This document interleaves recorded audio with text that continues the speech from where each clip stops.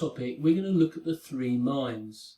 Now, some people just refer to it as the unconscious and conscious mind. However, we're going to break it down into the three minds: the conscious, the subconscious, and the unconscious mind. Now, at this stage, I would like you to stop the video and write down what you think the conscious mind does.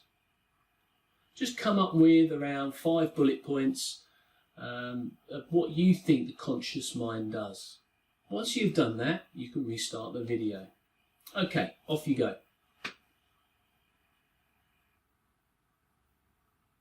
So, hopefully you came up with a few ideas. Let's take a look now.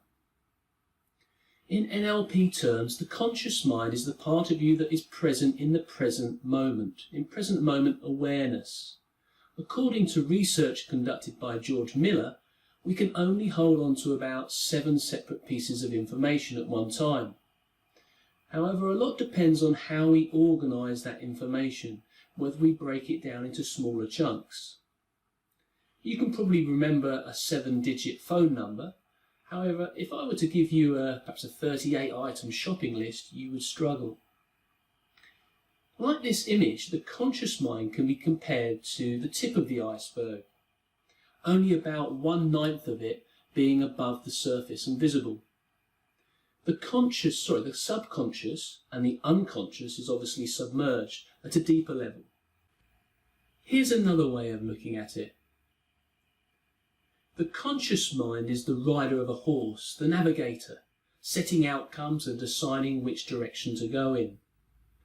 This information is then passed to the unconscious, the horse, where actions take place and the work is done.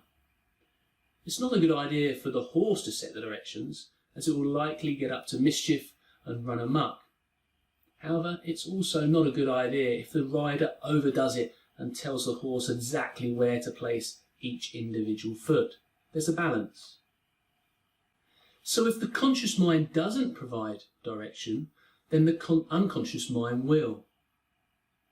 Let's show you the properties of the three minds. The conscious mind is about decision making. It's the navigator. It's our RAM, random access memory. It's to do with discernment and difference. It analyses. It has a future awareness and can talk to itself.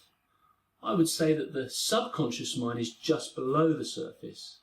It's the place of our memories. It likes to follow orders and needs clear direction. It generates habits, takes everything personally, and it's symbolic and does not process negatives. Finally, our unconscious mind runs and protects, preserves the body. Think about the systems of your body. From our breathing, our digestive system, all of this is done unconsciously. We don't have to think about it.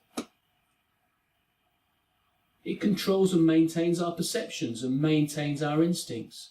It generates and stores and distributes energy, and it works on the principle of least effect and works best as a whole integrated unit. Your unconscious mind not only controls the running of your body, but also has a huge impact on the results you get in your life. Have you ever wanted to do something consciously but ended up not being successful? Diets spring to mind. If your unconscious mind has an agenda, then it will always block or hinder your progress. NLP helps you to align your conscious mind and your unconscious mind, and it makes sure that there's a greater rapport between the two, so they're in alignment. And this gets you better results in your professional and personal life. So that wraps up our lesson on unconscious mind. All you need to know are the 3 different types.